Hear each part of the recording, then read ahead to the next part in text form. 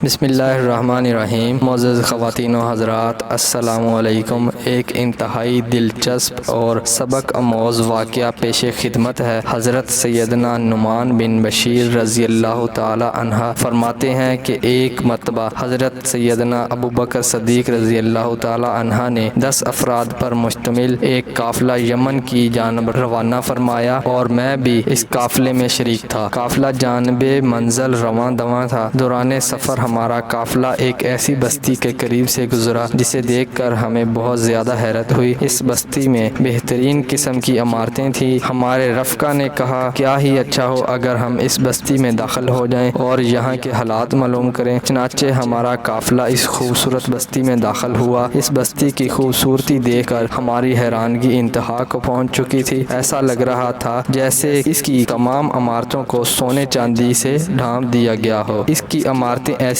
تھی جیسے ہم نے کبھی نہ دیکھی تھی۔ اس بستی میں ایک سفید محل تھا جس کی سفیدی خالص برف جیسی تھی اور اس کا صحن بھی اسی طرح سفید تھا، اور وہاں پر بہترین لباس میں ملبوس چند کنواری خوبصورت نوجوان لڑکیاں موجود تھیں۔ ان کے درمیان ایک انتہائی حسین و جمیل دوشیزہ تھی جس کا حسن ان سب لڑکیوں پر غالب تھا۔ دوسری لڑکیاں اس کے ارد گرد گھوم رہی تھی اور وہ دف بجاتے ہوئے یہ شعر گنگنا رہی تھی جن کا ترجمہ ہے کہ اے حسد کرنے والو، تم شدت غم سے مر جاؤ، ہم تو اسی طرح عیش و عشرت سے زندگی گزاریں گی۔ جو ہم سے حسد کرتے ہوئے ہمیں موت کی خبر دیتا ہے وہ خود ہی غمگین اور محروم ہو کر مر جاتا ہے۔ وہ دوشیزہ انہی اشعار کی تکرار کر رہی تھی۔ وہاں اس بستی میں ایک بہترین حوض بنا ہوا تھا جس میں صاف شفاف پانی تھا۔ قریب ہی ایک چھوٹی سی بہترین چراگاہ تھی جس میں بہترین قسم کے جانور چل رہے تھے۔ عمدہ نسل کے گھوڑے، اونٹ، گائے اور گھوڑے کے چھوٹے چھوٹے بچے وہاں موجود تھے۔ قریب ہی ایک گول محل بنا ہوا تھا۔ ہم اس جگہ کا حسن و جمال اور زیب و زینت دیکھ کر محو حیرت تھے۔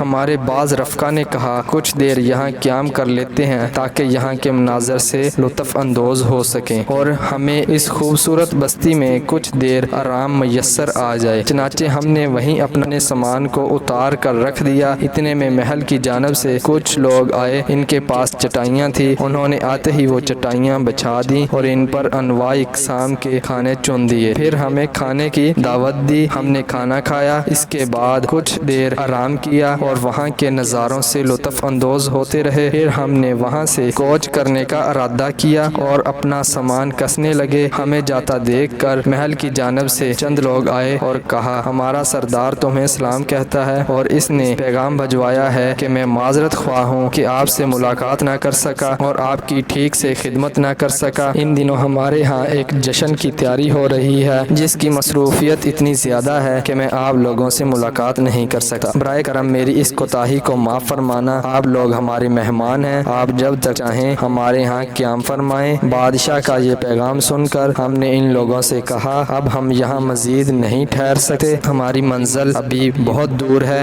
ہم اب جانا چاہتے ہیں۔ اللہ عز و جل تمہیں اس مہمان نوازی کی اچھی جزا اور برکتیں عطا فرمائے۔ جب ہم جانے لگے تو ان خادموں نے ہمیں بہت سا کھانا اور کافی ساز و سامان دیا اور اتنا زیادہ راہ دیا کہ وہ ہمارے تمام سفر کے لیے کافی تھا۔ پھر ہم وہاں سے رخصت ہو کر اپنی منزل کی طرف چل دیے۔ جب ہماری واپسی ہوئی تو ہم اس راستے کو چھوڑ کر دوسرے راستے سے مدینہ منورہ پہنچے۔ کافی عرصہ گزر گیا اور جب حضرت سیدنا امیر معاویہ رضی اللہ تعالی عنہ خلیفہ بنے تو ان کے وفد کے ساتھ دوبارہ یمن کے سفر پر روانہ ہوا۔ میں نے اپنے رفقا کو اس بستی کے متعلق بتایا کہ حضرت سیدنا ابوبکر صدیق رضی اللہ تعالی عنہ کے دور خلافت میں ہم نے ایک عظیم الشان بستی دیکھی تھی۔ پھر میں نے ان کو وہ سارا واقعہ بتایا۔ یہ سن کر ان کا تجسس بڑھا اور ان میں سے ایک شخص نے کہا کیا ہی بہتر ہو اگر ہم بھی اس بستی کو دیکھ لیں۔ چنانچہ ہم اس بستی کی طرف چل دیے اور جب ہم وہاں پہنچے تو میں اس جگہ کو دیکھ کر بہت حیران ہوا کیونکہ اب وہاں کا نقشہ بدل چکا تھا۔ اب وہاں عظیم الشان محل تھا اور نہ ہی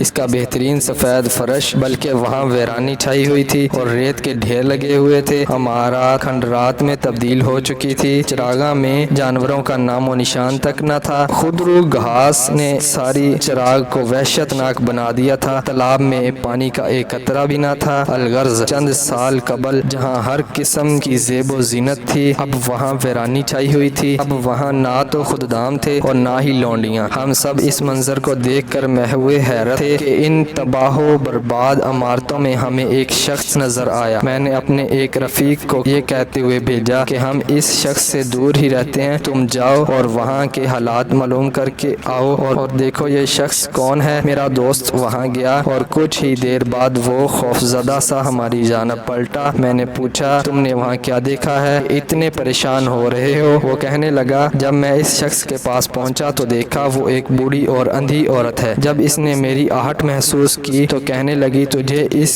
کی قسم جس نے تجھے صحیح و سالم بھیجا ہے، میری آنکھوں کا نور تو ضائع ہو چکا، تم جو بھی ہو میرے پاس آؤ۔ تو یہ سن کر میں وہاں سے واپس آ گیا۔ حضرت نعمان بن بشیر رضی اللہ تعالی عنہ فرماتے ہیں پھر میں بوسیدہ اور اس ویران عمارت میں پہنچا جہاں وہ بڑھیا موجود تھی۔ اس بڑھیا نے کہا تم مجھ سے کیا پوچھنا چاہتے ہو؟ میں نے پوچھا، میں نے کہا تو کون ہے اور یہاں اس ویرانے میں تیرے ساتھ کون کون رہتا ہے؟ یہ سن کر بڑھیا بولی میرا نام عمیرہ ہے اور میں اس بستی کے سردار کی بیٹی ہوں۔ میرا باپ ایسا سخی اور فیاض تھا کہ راہ گیروں کو بلا بلا کر مہمان نوازی کرتا اور لوگ ہماری اس بستی میں قیام کیا کرتے تھے اور یہاں چند سال پہلے مہمانوں کی خوب ضیافتیں ہوا کرتی تھی۔ میں نے اس بڑھیا سے کہا تمہارے باپ اور تمہاری باقی قوم کا کیا ہوا؟ تو کہنے لگی انہیں موت نے آ لیا اور وہ اس دار فانی سے رخصت ہو گئے، زمانے نے انہیں فنا کر دیا۔ ان کے بعد میں اس پرندے کے بچے کی طرح ہو گئی ہوں جو کمزور گھونسلے میں اکیلا بیٹھا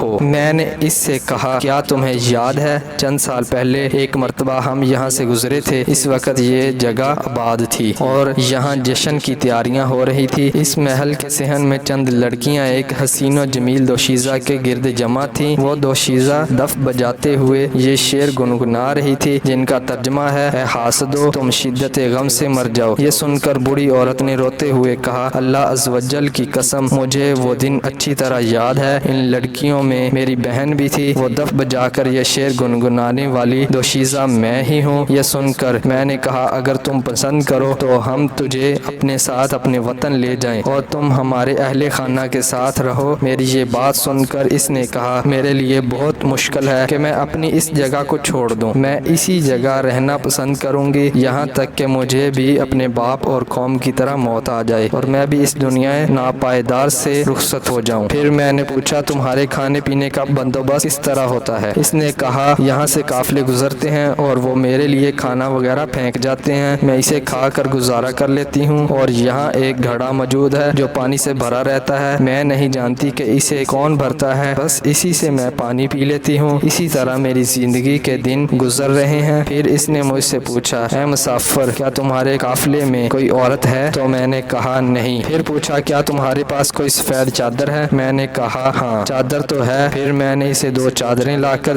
دیں جو بالکل نئی تھی۔ چادریں لے کر وہ ایک طرف چلی گئی، کچھ دیر بعد انہیں پہن کر وہ واپس آئی اور کہنے لگی میں نے آج رات خواب میں دیکھا ہے کہ میں دلہن بنی ہوئی ہوں اور ایک گھر سے دوسرے گھر کی طرف جا رہی ہوں، یہ خواب دیکھ کر مجھے گمان ہو رہا ہے کہ میں آج رات مر جاؤں گی، کاش کوئی عورت ہوتی جو میرے غسل وغیرہ کا انتظام کر دیتی۔ ابھی وہ بڑی عورت مجھ سے یہ باتیں کر ہی رہی تھی کہ یکدم زمین پر گری اور اس کی روح قبض سے انصری سے پرواز کر گئی۔ ہم نے اسے تیمم کرایا اور اس کی نماز جنازہ پڑھی، پھر اسے وہیں دفن کر دیا۔ جب میں حضرت سیدنا امیر معاویہ رضی اللہ تعالی عنہ کی بارگاہ میں حاضر ہوا اور انہیں یہ واقعہ بتایا تو وہ رونے لگے اور فرمایا اگر میں تمہاری جگہ وہاں ہوتا تو ضرور ایک کریم و فیاض باپ کی اس بے کس و بے بس بیٹی کو اپنے ساتھ لے آتا، لیکن مقدر کی بات ہے اس کے نصیب میں یہی لکھا تھا۔ اللہ عز و جل ہر مسلمان کی مغفرت فرمائے اور ہمیں غیروں کی محتاجی سے بچا کر صرف اپنا محتاج رکھے، 4 روزہ اس نیر نگئی دنیا کے دھوکے سے محفوظ رکھے اور موت سے پہلے موت کی تیاری کی توفیق عطا فرمائے، ہمیں اپنے انجام کو ہر وقت پیش نظر رکھتے ہوئے آخرت کی تیاری کی توفیق عطا فرمائے، دنیاوی نعمتوں پر غرور اور تکبر کرنے سے ہمیں محفوظ رکھے، صرف اور صرف اپنی رضا کی خاطر تمام دنیا